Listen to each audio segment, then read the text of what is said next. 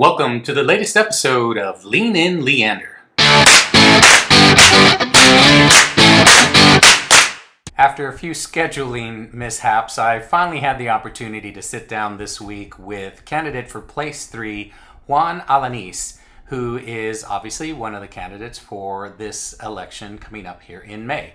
Now, by the time this is posted, early voting has already commenced. But I do encourage you to continue to view the videos on the Vote in Leander series as you make up your mind and head to the polls. Again, we're really early in that process. You have until May 3rd, I believe, to do early voting, and then, of course, the big day on May 7th. So my conversation with Juan was pretty far-ranging. We had a very nice opportunity to discuss a little bit about his background, as I said. There's some interesting things in there from his youth, as well as how he would potentially approach some of the subjects that are the challenges of the council today. So give it a listen. I enjoyed my conversation, and of course I enjoyed presenting it to you. So with no further ado, Juan Alanis.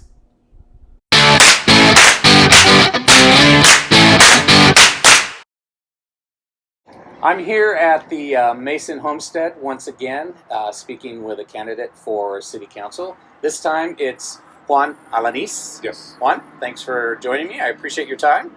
Great to be here. So Juan is running for Place 3 on the ballot, and we're filming at such a time that early voting actually started yesterday, right? So you people, you can already get out and make your voice heard. And of course, as always here on Lean In Leander and the Vote in Leander series, we encourage you to get involved and vote. So hopefully you've registered, you have an opportunity to come out to the library here in Leander. I think there's a couple of other voting spots as well. I believe the Crossroads. Okay. And then the church on Whitestone for those in Travis County. Okay, there you go. So, and you can find all that information on Vote in Leander. I usually don't commit that to memory. Obviously you do. I've been trying to memorize it. All right. Well, thanks again for joining me. I appreciate it. So you are one of those newer faces to the political conversations in Leander. Yes, I guess I'm a newbie in this. You are kind of a newbie, I would say. I think that's fair.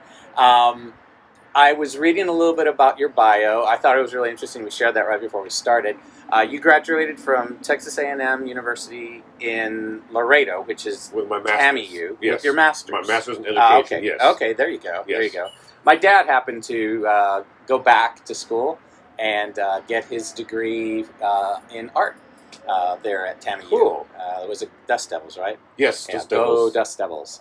Anyway, I thought that was interesting. It was just a way to kind of connect with you a little bit more, so I wanted to bring that up. And you and I have had a little bit of a conversation before, and I know that you were on youth advisory out in Laredo, so you had a little bit of a political upbringing, so to speak. During high school, I was appointed by the mayor and city council of Laredo to be the chairperson for the youth commission, which the way we had it set up with the city charter or city council, each city council district had a youth representative that was appointed by that council member. Mm-hmm. And then we would meet monthly as a council to discuss youth issues such as skate parks or youth curfew, drink and driving issues.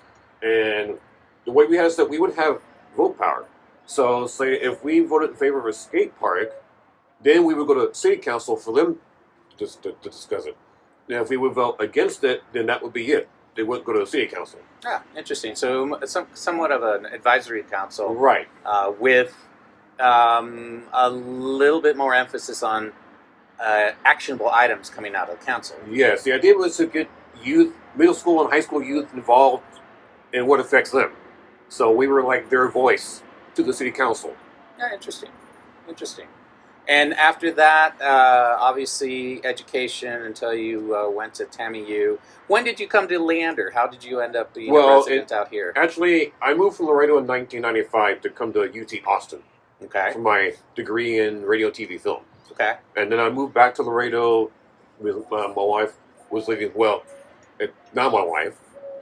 She was there, so I went back, went into kind of some TV meteorology for a little bit, and into teaching. And then in 2010, we moved to South Austin, and then to 2015 to Cedar Park, and I've been in Leander since 2019. Okay. So kind of a little road trip around Texas. Yeah, well, central southern Texas, right? Right. Well, I've also lived in San Antonio, Brownsville, Pflugerville, Mexico. So Native Texan, though, right? yes, Okay, all yes, right. born in Houston. Okay, there you go. Although hard to call hometown since I moved away around 3.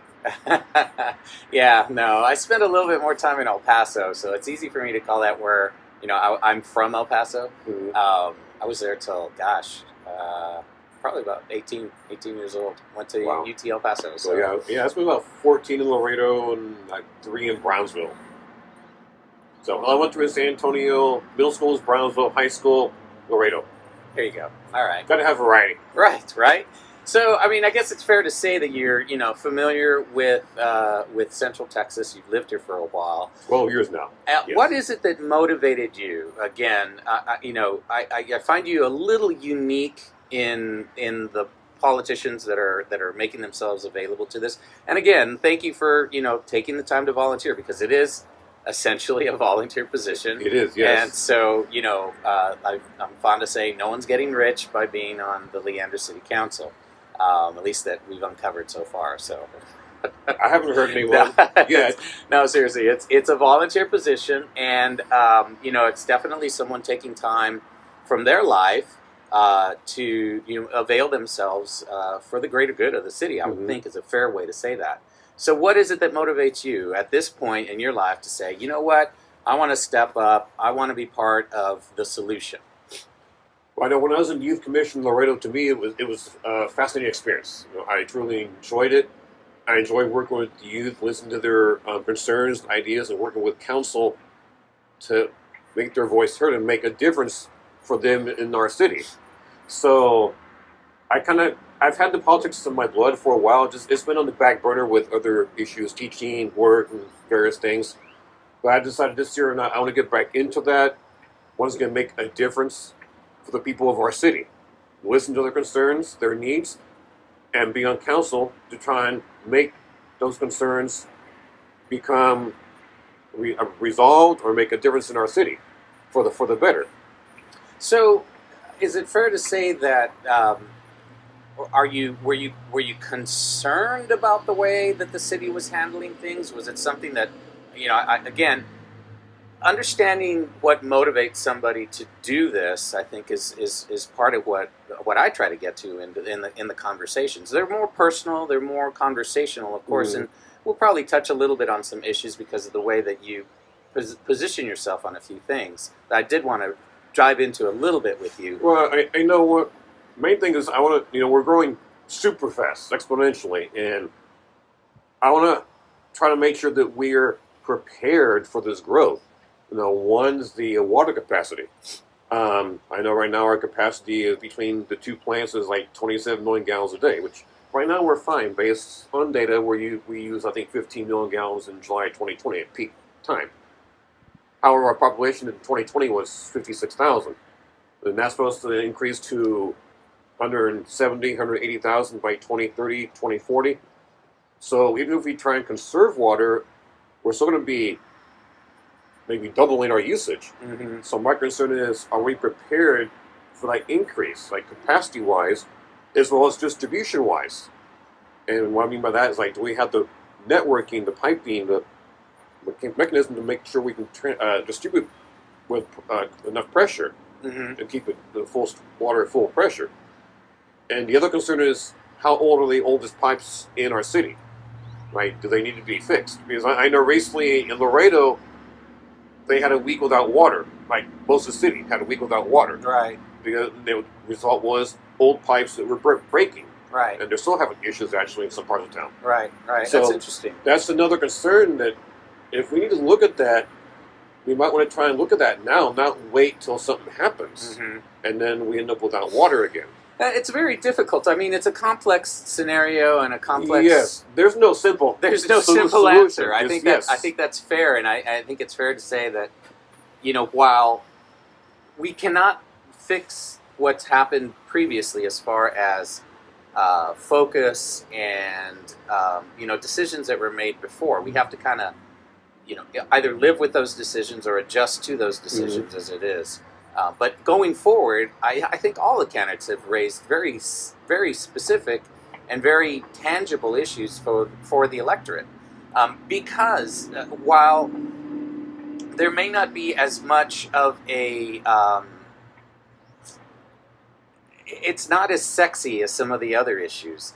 But these are the types of things that we really need to start to address. Again, I think you bring up a very good point, because I've spoken to other candidates about the water issues, both this cycle and the last election cycle, where we touched on that.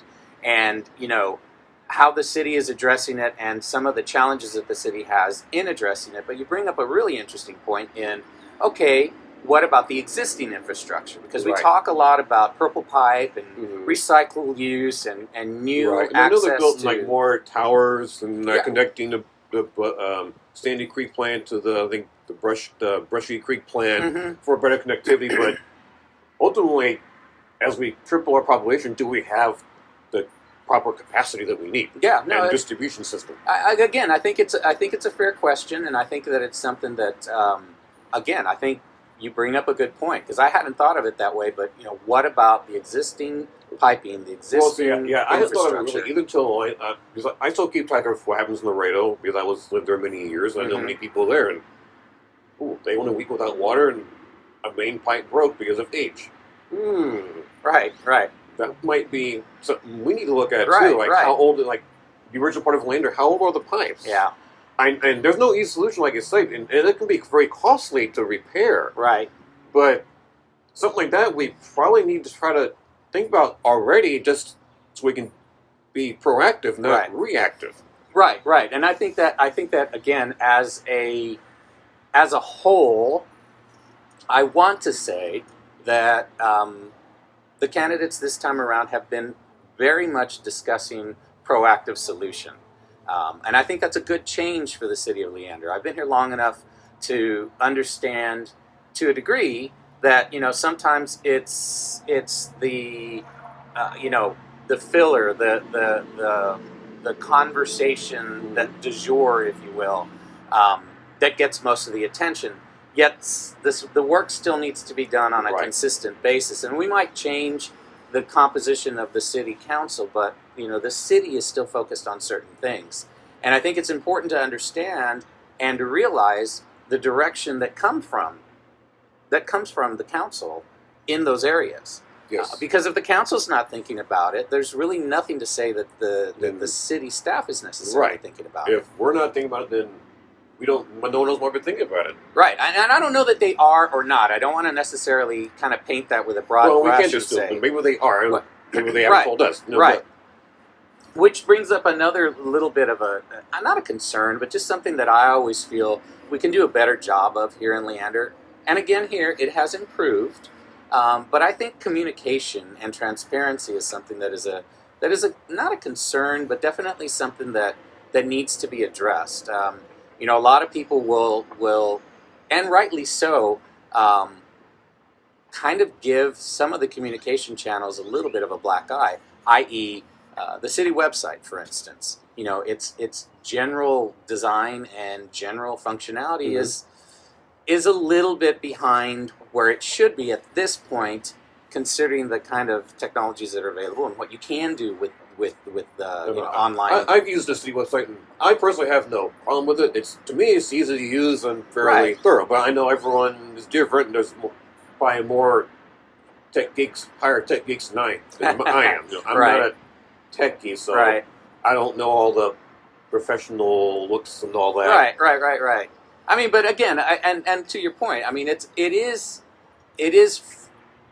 easy to use, but in my opinion, this is just my opinion, I think that there's a strong opportunity for improvement. I think that there's a lot of things that people can find from a website that is a little bit more presenting information. Like, I find that you have to really look to find stuff on the website. There's always room for improvement. Yeah. Even if it's already the best, there's always room for improvement. Put more of the meetings online, not just council, but the committee meetings, P&Z or library board. Put the recordings online, and so people can watch them. Because not everyone, maybe depending on their work schedule, family schedule, can go sit in a P&Z or Parks Board meeting. Yeah, so it'd be great to have all that put online, and so they can watch them. And if they have concern, okay, email this person. Right. Right. No, agreed. I think that those are areas that can definitely improve. And speaking of improvement, some of the things that you have outlined, I found it interesting. Obviously, I think it's something that you're familiar with, so it's somewhat maybe of a passion. You on your Facebook site talk about establishing a youth advisory here in Leander. Yes. So what would that look like? I would probably set it up. I know the one in Laredo kind of, it was great, although they had some issues the way it was structured. I would probably structure it where it would be only high school students. I know Laredo we had it middle school, but I think there was transportation issues getting them to the meetings. Right. So I would structure where it'd be probably, and of course I would still talk to city staff and council on this, but probably junior, senior level students. Probably set up like a regular, like a commission, like 7 places, 6 or 7 places, and then like a chairperson. Meet once a month, and then these students, they're probably on social media with their friends, and they can just tell us what their concerns are. And then we meet monthly. Okay, what about this year? What do you think about the parks? What do you think about water issues, in your opinion? Mm-hmm. What do you think about the streets, in your opinion? Of course, you might be a new driver, but what do you think about the safety of the streets, Mm-hmm. the traffic issues? It's just a way for them to be involved, know how government works, and that they do actually have a voice, not just adults. Right. So I don't know if this still is, but I know when I was in high school, there was this stereotype where, they're high school students. Their opinion doesn't matter. They're just crazy kids out Right. doing mischievous things. They don't know what's going on, which is wrong. We do. There are kids that know what's going on. They do pay attention to government, and I think Youth Commission is a great way to get other kids involved as well. Right. And actually, many cities have one.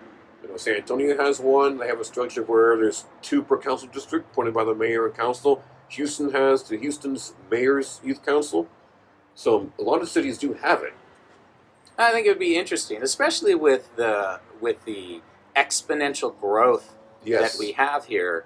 A lot of new families moving into the city, a lot of new families moving into Central Texas from places outside of the state. Mm-hmm. I don't see that changing anytime soon. No, it's not. All you need to do is go to HEB and look at the license plates, and you get a real good sense or of even it. the mall, like Right. California, Yeah. Nevada, Arizona. Absolutely. Which is good. I mean, I think it's a good problem to have. But the I think, growth is good. yeah, Because the flip side of there's no growth, no one coming, then okay, no companies moving here, no jobs coming. So it can work both ways. Right. No, for sure. And again, I think we're in a unique position. I've said this before. Here in Central Texas, not just Leander, in Central Texas, there's a large influx of corporate opportunity. Obviously, Texas is a business-friendly state. Very business So, friendly, yes. they make it worthwhile to relocate to the state. And that has its own benefits and its own, problems as well. But given the fact that it's relatively, barring any unforeseen circumstances, it's inevitable, Right. that's going to continue to happen, at least for the foreseeable future. I don't see that changing. At least at least 3 to 5 years. Yeah, I mean, why beyond that even? Yeah, no, I would say easily 10-year arc on that, to be honest with you. Projection of population from what I saw, 2040, anywhere from 150 to 200,000. I mean, depending on how we proceed as a community, I think it's plausible that we would have 180, 200,000 people living within the footprint that is Leander. And that's going to be a pretty large city at that point. Right, and that's assuming that we don't do any kind of, acquisition of any kind of extra judicial areas. Right, now. extraterrestrial, Yeah. ETJ land. Yeah, no, ETJ, exactly. If they're over time, I'm sure that's going to happen. It's gonna happen. No, it's going to happen. It's going to happen. There's going to be a need somewhere that becomes pronounced, and that's going to end up happening. But all of those things, again, kind of really put you in a position that, from leadership, should be forward thinking. Yes, I think this growth is critical. Because we have to be forward thinking. We can't wait 10 years down the line. Oh, let's think about the water situation. Well, we need to think about that now. Mm-hmm. And so also with the road network, I know many cities have this mentality. Oh, let's not. The traffic count's still low. We don't need to expand it yet. Okay, good. Except 10 years from now, oh, now we're bumper to bumper. Oh, we might need to expand it. Right. So here again, like, Leander doesn't have too big a traffic jams right now, but with the population growth, we really need to really be proactive. Think about this now. Because I would like to see Reagan already expanded another lane each way, so we can be ready for the growth. Because Reagan doesn't just handle Leander, connects Austin, Cedar Park, out to Liberty Hill. Yep. It's like a big thoroughfare. So we have to think about this now, not kick the bucket 10 years down the line. Yeah, and I mean, I know that some of that issue is not necessarily at our. Well, not fully Texas, city. Texas Department of Transportation is going to work that. Reagan is, I think, county. Yeah, the county but has still, some council issues there. needs to address that concern with them. I think so, and I mean, again, that starts to get into the area when it comes to policy decision. It's the prioritization. It's like, what is important? Mm-hmm. What do we need to be able to even resolve? Like Baghdad Road connects out to Liberty Hill, up to Cedar Park. There's two major thoroughfares, in my opinion, that are not sufficiently addressed today for the growth that we'll see within the next 5 to 7 years. Mm-hmm. I would say Baghdad is one of those roads. The original 183. You can say that. I mean, that one's a little bit tougher because I would look at that a little bit more as a business corridor, and honestly, that's offloading traffic from the toll road. Right. So that's a little bit of a different issue in my estimation. I would go a little bit more west, and I'd go to Lakeline. Because if you look at that, first of all, we already know that eventually that road is going to be extended up into Liberty Hill. Right, and we're going to have houses out there. And we're going to have houses not out open there. fields like now. Exactly. And there again, it connects Austin, Cedar Park. Absolutely. I mean, it's a major thoroughfare. It becomes a major. It's a major traffic line. It's not busy right now out past Mason Hills neighborhood, but that's subjective. Growth, I live out past Mason Hills. It's busy enough. With the growth, though, it's something we need to be proactive and I agree. Start thinking about. No, absolutely, 100%. I've had this conversation with a couple of other council members as well as candidates. That hey, we need to really be. I don't want to say aggressively proactive, but I think we need to be more proactive. Right. I don't want to say aggressive to do. Let's expand every road. But based on the studies, we need to probably expand the biggest thoroughfares where the growth is going to be connects to where all the absolutely. I mean, and it's simple things too. I mean, simple in the sense that I think it's obvious what needs to happen.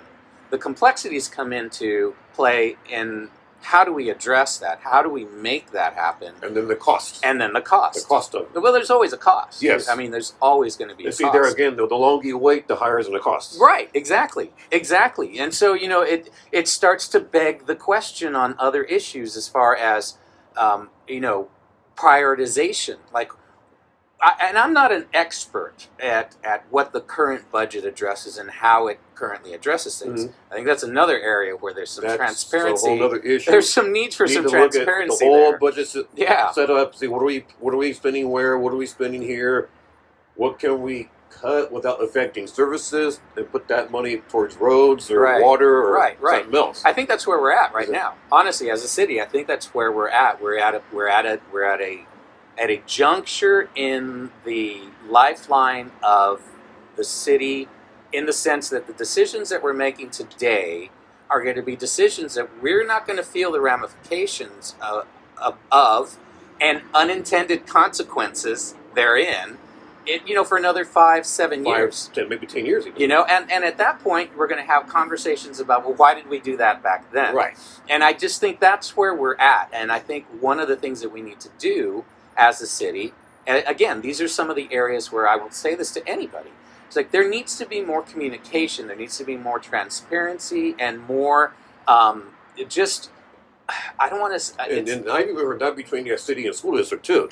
Right. I mean, that is an area that I think is really under. I know there's that Raider Way that looks like a narrow cow path in front of, I think it was Rouse, yes, and the Wiley, I think, over there off Crystal Falls or wherever those schools. And I know that's come up in conversations too, where people are concerned about the safety of the kids. Right. To me, it looks like very narrow for 2 schools on that road. Yeah, I think that's fair. But again, how much of that we specifically address as a city? How much of that do we address as a larger, county issues? See, that's where all entities need to, at least every few months, need to meet together. Okay, what's your concerns? What are your concerns? What are your school concerns? We all need to kind of meet together at some point. Yeah. To address each other our concerns. How can we work on this?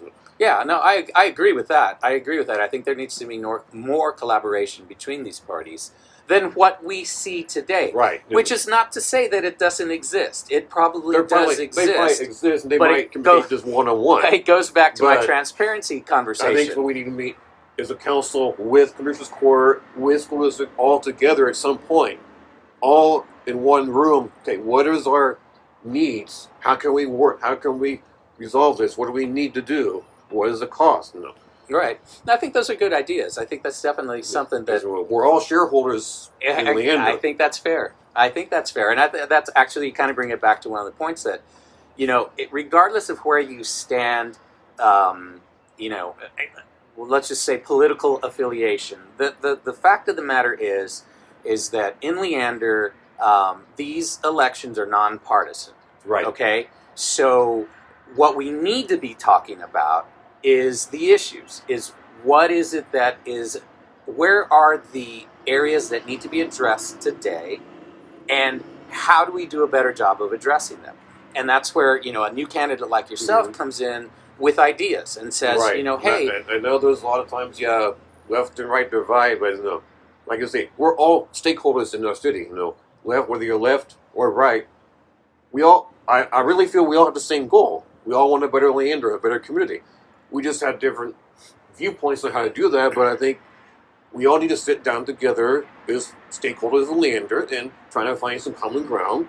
What's your idea? What is your idea? Okay, let's see if we can put something together. Because ultimately, we all want the same goal, a great city.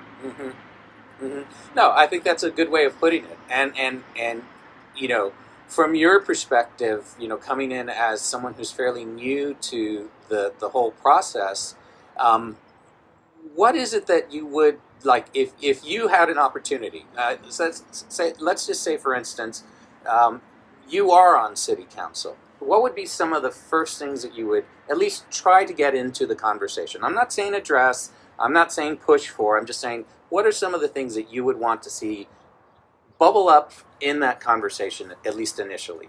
I think probably once I would get looking for it, first thing is I want to get close with the budget. Really, what are we spending where? What department are we spending this amount? And then how much we have in the general fund.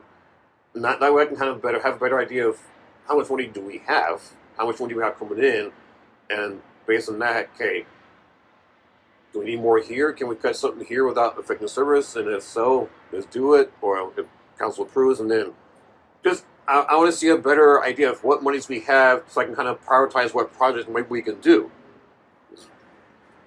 Do you think that it's something that is that information readily available today? Is that something that we can already look at, or I'm sure I could probably, if someone probably wanted it, they could probably find out. Yes, they can probably get it maybe through open records or something. I'm sure they can find out. Right. And how much of that? I just out of curiosity, how much of that have you necessarily done? I mean, how?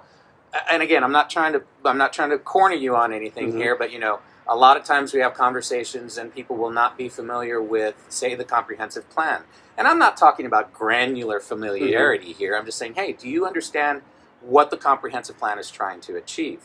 I think it's a fair question. Do you understand that? Do you understand what the budgets are generally trying to achieve? And where do you draw the comparison? What is it that you want to do to help move things forward? Well, I've looked at some parts of the master plan, and I know that there's plans to improve the parks, build some new parks. And it's like every so many years they're trying to achieve certain goals of that plan. Same with the roads. They've got plans to expand certain roads, and in conjunction with county roads or state, it's on the master plan.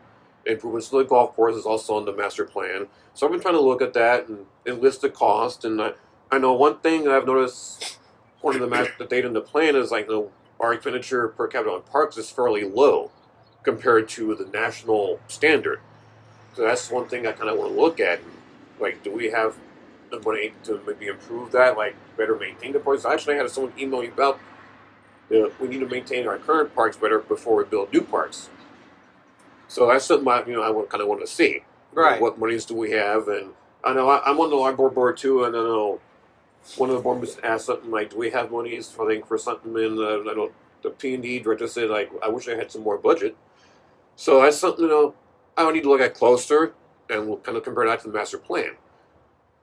You also mentioned the library, which you serve on the library board right now, Mm-hmm. and that's actually our original schedule was to meet after one of the library or during one of the library board meetings. It just didn't work out, but I thought it was interesting, and I hadn't seen it anywhere else, which is why I'm bringing it up.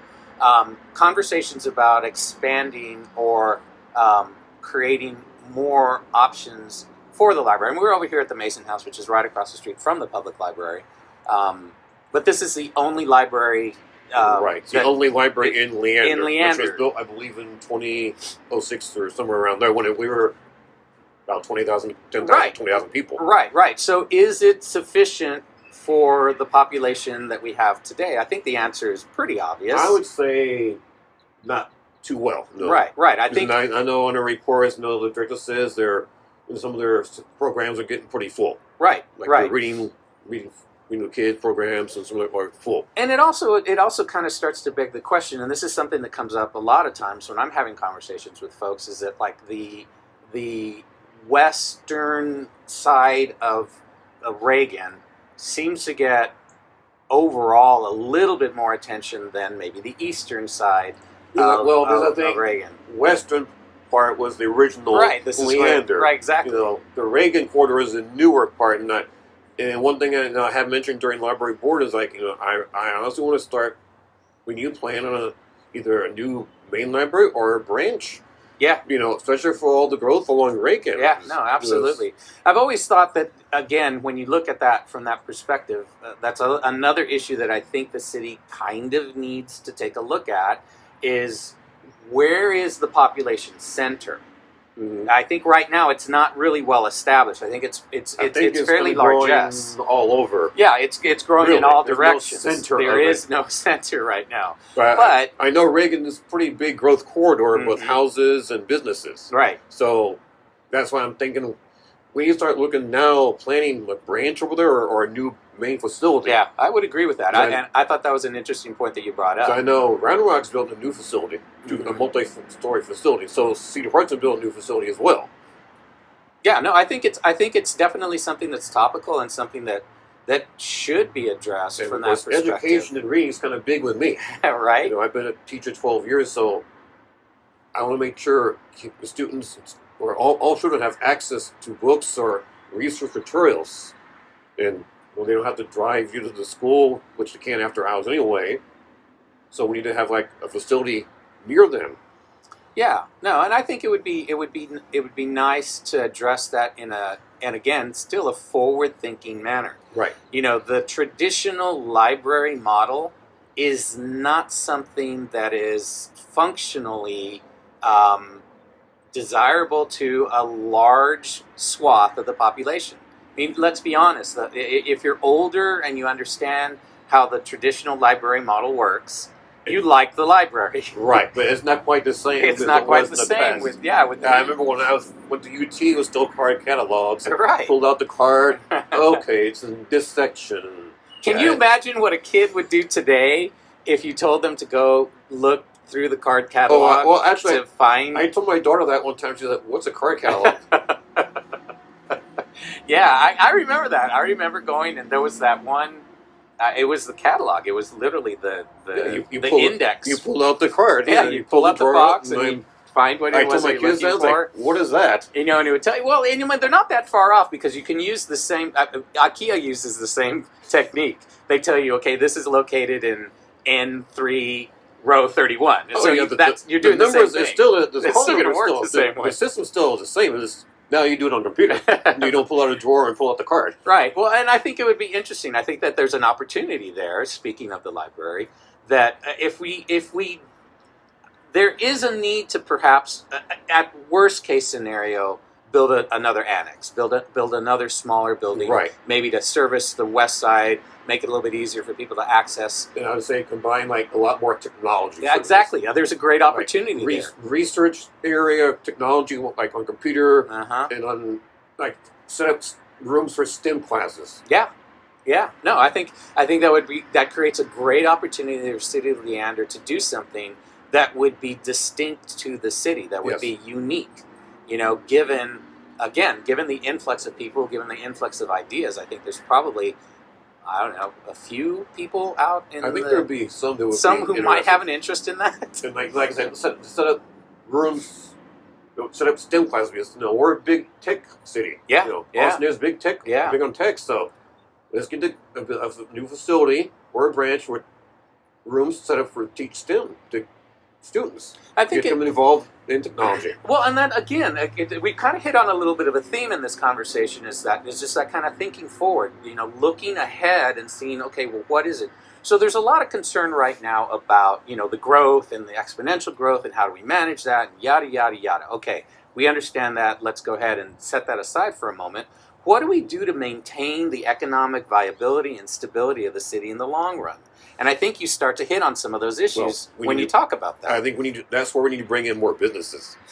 Yeah, I mean, I think that's, again, that one's that's a complex issue in the sense that we have to have, I think the city needs to do a more thorough job in vetting the type of businesses that this city can attract.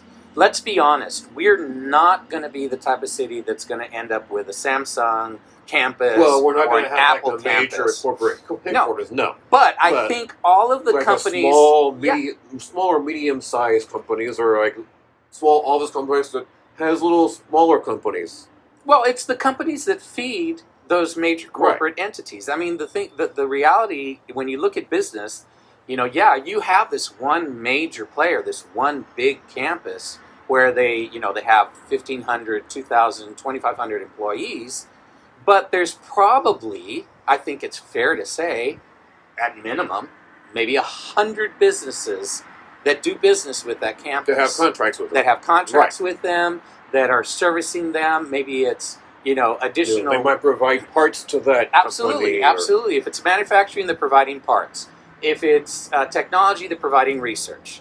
Computer chips. Exactly. Or research. Absolutely. There's all sorts of opportunities there that I think we need to look at that are, it's okay to be the B player or the C player in that larger we don't need like picture. A huge Samsung or a huge I don't think that we do. But if we can get like the smaller companies that feed into them or have contracts, that'd be great. And bring jobs and also just improve the tax base a little bit. Right. Well, we have to diversify, and I think that's pretty well understood as well, from a tax base. Or not. Because the honest answer there is if the city chooses not to move in that direction, then they're accepting the ramifications of those decisions. If this city of Leander decides, we want to be a bedroom community, housing, and that's what we do. People live here. They don't work here. They just live here. Okay, that's fine. Which is fine if that's what that's what you want overall. But let's look at the ramifications of making that type of decision. I think that drawbacks of there are unintended consequences. Again, a lot of times I think that there is too much of a knee-jerk reaction. There's not enough thoughtful, I don't want to say progressive, but progression in the thought process that you're looking at this and you're really trying to identify not only where the problem lies and where the solution lies, but what are the ramifications of making that particular decision. And of course, none of these issues have easy answers. They're they all complex issues with complex answers. that could have complex ramifications down the line if we don't really think about it thoroughly. So yeah, none of it's easy. Yeah. If we stay a better community, that's fine. But then by heavy reliance on property taxes, Yeah. Right. Exactly. And the growth is still going to come. So could have a little more traffic if we don't have tax base to support the roads. Right. There's no easy answer to any of these issues. I believe we do need to try to be proactive and try to think ahead. And what should we be thinking about? And yes, what drawback could there be? I think it's a fair conversation to be engaged in. If like Taylor or Huddle got that huge Samsung, like that's great, something the right job. But what about traffic? Right. No, and it does. You hit on major traffic headache unless they plan now. Absolutely, and you hit on the types of considerations that need to be made when you are doing that. And I again, I have the benefit of being on the Economic Development Committee, so I do get to have these conversations a little bit more in depth. And I know that the city staff currently is working in a manner that is, again, better at communicating and identifying some of these areas. Is there still need for improvement? Absolutely. Of course. Absolutely. Definitely. I think we can be much more transparent about those things. Because I think that there's a lot of people, again, this is kind of the central point, there's a lot of people who are coming to this city who don't know anything about this city, who don't know where the problems lie, where the opportunities lie, but they have ideas.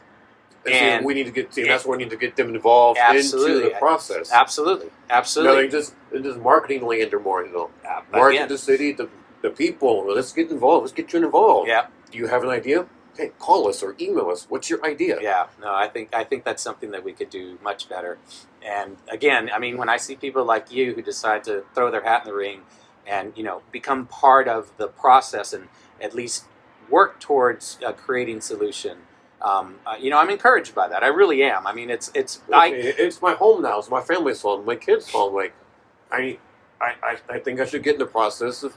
Let me improve my city for my family, for my kids, of course, everyone else too. Right. No, I think it's noble when you decide to do that, and I have a very unique perspective on it because I'm the only person that I know of specifically who's spoken with every single candidate. Like I actually sat down. That's a very unique perspective. I don't think anybody else does that. They may over time, but and film it and share it with everybody. Nobody does that. So. With that, I appreciate the time that you've allotted for this here today because I know you're a busy guy, and I know that we've been, kind of tagging each other on when we can get together. Do a phone tag or email tag. Exactly. But I do appreciate you making this happen today. I think this has been a really nice conversation, I think hopefully this shows people an aspect of your personality so they can, as they go to the polls. With the exception of those who maybe went yesterday. They might have went yesterday or before we got here this morning. By the time this is posted, maybe 2 days worth of voting that they've already made the decision. But I think there's a lot of people who will come, who will wait and maybe come a little bit later in the early voting process or actually on election day. Well, there's some that wait till election day too. Yeah. So I think it's still valuable to have these conversations and share this type of information and perspective with the electorate. So. Camera is over here, so take a look there and just tell people where they can find information about you, websites, etc. You can find me on my website, Juan, Juan 4, the number 4, Leander.com. So that's Juan4Leander.com, or on Facebook, Facebook.com/Juan for Leander. And you can also email me, Juan4Leander@gmail.com. Just email me. My goal is to be very transparent with everyone, the voters, residents. My goal is to get everyone involved. I want to hear your ideas. What's your concerns? Let me know. That's why I'm here, to serve you. That's my goal. I have my goals, my priorities, but I also want to have everyone's ideas as well. I might get a new perspective that I didn't know about. So I encourage you to vote for. Whether it's me or any other candidates, I encourage you to go to the polls and vote. Make your voice heard. Because we want you, the residents, involved in our city. That's the only way we can make our city better. I think that's a good way to close our conversation.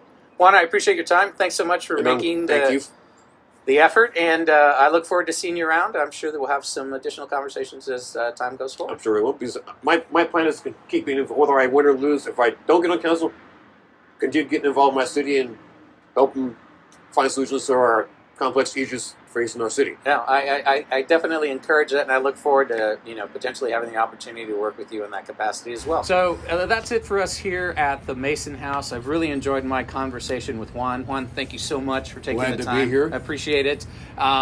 If you haven't already voted, and by the time this is posted, it'll be a couple of days Right. of So voting. some people might have voted already. Some people might have voted already, but I encourage you obviously to take a look at the Vote in Leander series.